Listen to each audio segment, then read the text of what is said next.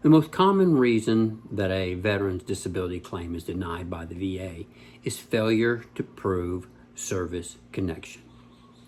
This is what I termed as the third leg of the three-legged stool when building a solid VA disability claim.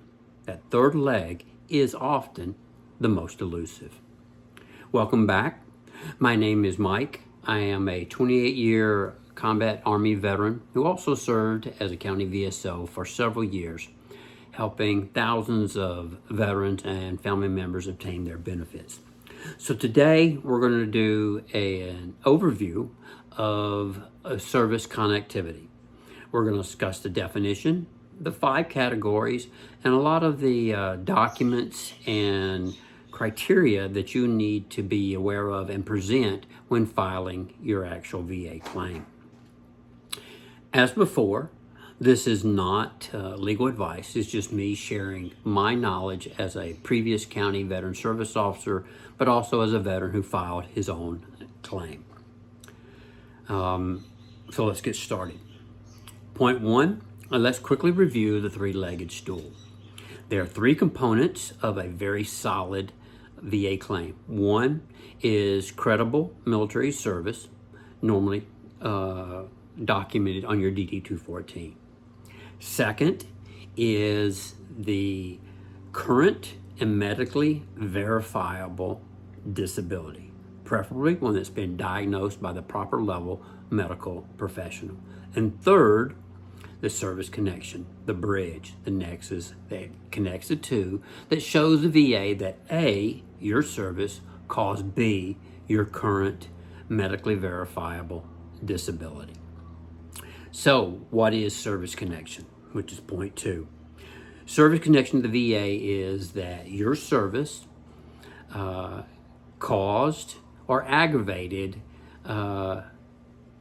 your physical or mental health and causing the current disability.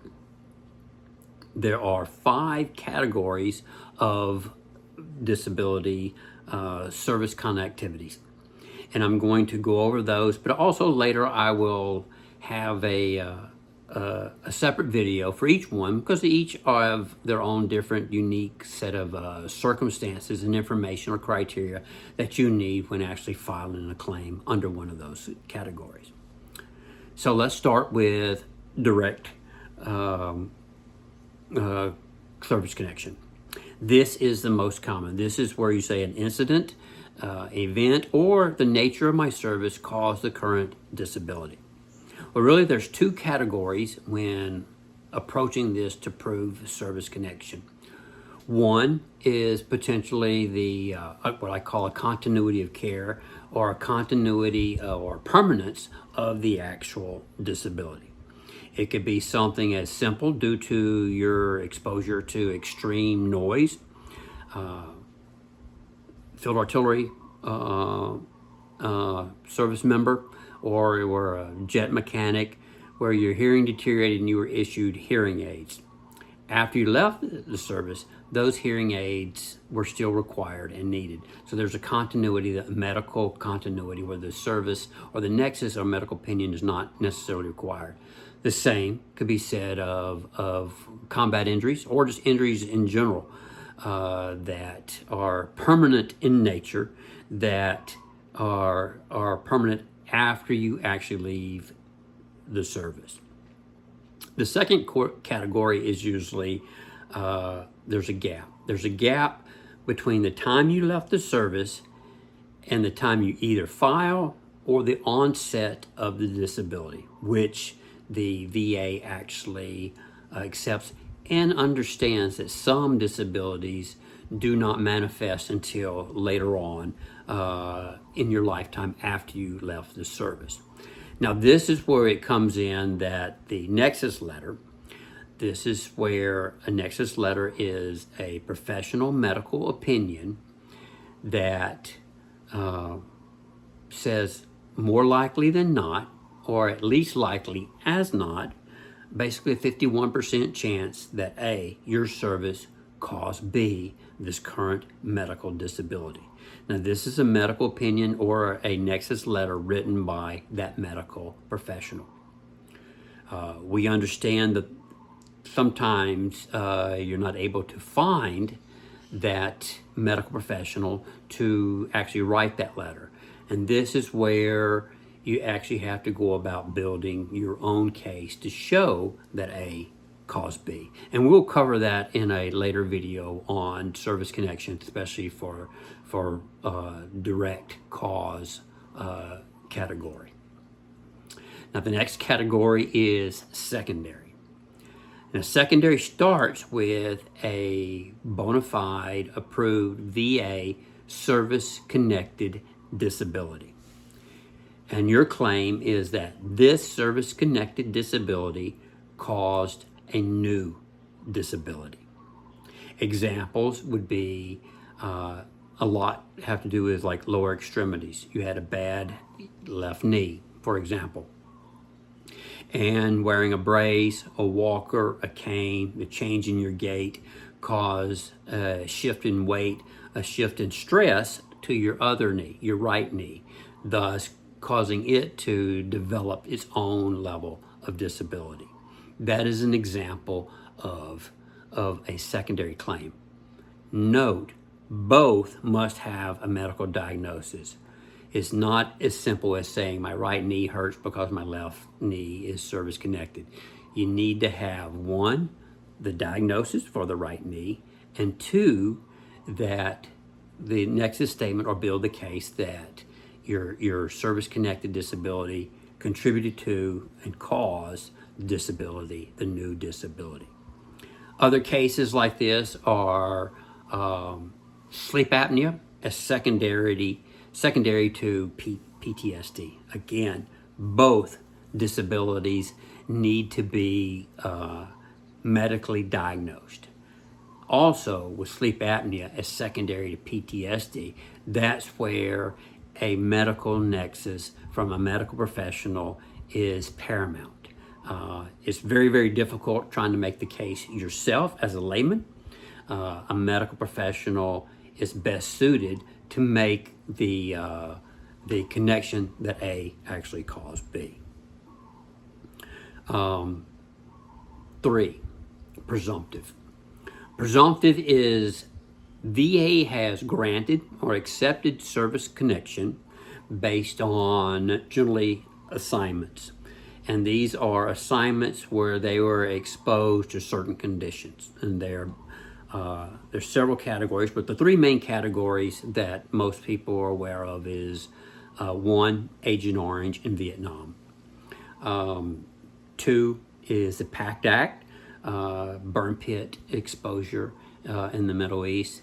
And 3 is the water situation in Camp Lejeune. And if you want, I can go over on later videos on each one of those cases. Now, a couple of notes is, again, if you're claiming a disability based upon exposure, Agent Orange, PACT Act, Camp Lejeune water, you still have to start off with a diagnosis. Not that I have breathing issues, thus I'm going to claim a disability under the PACT Act. Same with Agent Orange. It's you've got to have a bona fide, medically verifiable disability first. Note 2 on these. One thing that's very critical is proof of service actually in the theater. You know, I've seen a lot of challenges with this from the VA for Vietnam. A couple of things is, you know, your DD-214 doesn't always list where you served. They may list medals, they may list ribbons, there's some general information, but always where you served is not documented on your DD-214. For example, the Vietnam Service Medal and the Vietnam Campaign Medal were awarded to individuals that never had boots on the ground in Vietnam. which is a criteria for filing a disability claim under presumptive for Agent Orange, or within the 12 miles of the blue water, the territorial waters off the coast of Vietnam. Also, the assignment on their records may say USARPAC, U.S. Army Pacific. U.S. Army Pacific headquarters is actually at Fort Shafter, Hawaii. And at the time of Vietnam, they had headquarters forward, be it Okinawa, Guam. Not always did it mean that you actually in theater. So that is a very, very key element. And I've seen a lot of veterans, especially Vietnam veterans, turn down initially because they cannot prove, they had the inability to prove they had boots on the ground. One example of this that we did, I did as a county VSO. I had a service member come to me, and he had been diagnosed with Parkinson's disease. And so we looked at his records, or I spoke to him. He had been at Camp Lejeune during the period of the water between early 1950s and like 1987. But on his DD-214, it showed where he went to basic training, at Parris Island, but it did not show where he went to AIT, Advanced Individual Training. And he said it was at Camp Lejeune. To be preemptive, not to wait for the VA to say there is no proof that you were at Camp Lejeune. We'd already filed his intent to file, so we had time. I said, let's go back. Let's dig through your files. There's got to be something to show that you were actually at Camp Lejeune for a 30-day period that makes you eligible to file for Parkinson's disease as a presumptive to Camp Lejeune water issue. I said, look for a platoon photo, look for any type of records, a yearbook, or something that you may have. Fortunately, he was able to bring to me actual letters that he had from himself to his mother back in the mid-1960s. The letters with the envelope, the postmark, the stamp, and everything was there, addressed from him to her, from Camp Lejeune, and from her to him during Camp Lejeune. So we took just the envelope, not the letter, of one of the letters, and made photocopies of the others and sent those in as proof that he was at Camp Lejeune during the required period of time to be eligible for filing for Parkinson's as a presumptive to Camp Lejeune water. We saved a lot of time. If we had filed it and the VA said, no, there's no proof, and we'd have gone back, we had lost 4 to 6 months, 8 months, maybe even a year or more trying to find that information. So that's just an example of how to be proactive and in trying to foresee what reasons the VA may deny your actual case. The next one is aggravated. This is where your service exacerbated or aggravated an existing medical condition. With that, there normally has to be a medical record that the disability or the disease existed prior to service, and then that your service actually made it worse. During all my time as a county VSO, I only came across one such case, which had already been adjudicated before my time, is that somehow the military let this service member in, and he already been diagnosed with diabetes. And his claim that his service made his diabetes worse, the VA agreed, and then he was service connected for diabetes for that disease. Last case is what we call the 1151. That is basically a malpractice. That is saying that the VA care, due to negligence, incompetence, or a similar reason, caused or worsened a condition. I've only seen one of those, and it basically is a malpractice suit. Now you can, the veteran can file a malpractice suit, or they can file for disability based upon the treatment or the lack of a proper treatment. This is the one area where I would see that veterans need to possibly seek a malpractice attorney from the get-go from filing their initial claim, because malpractice suits within the VA are very, very difficult.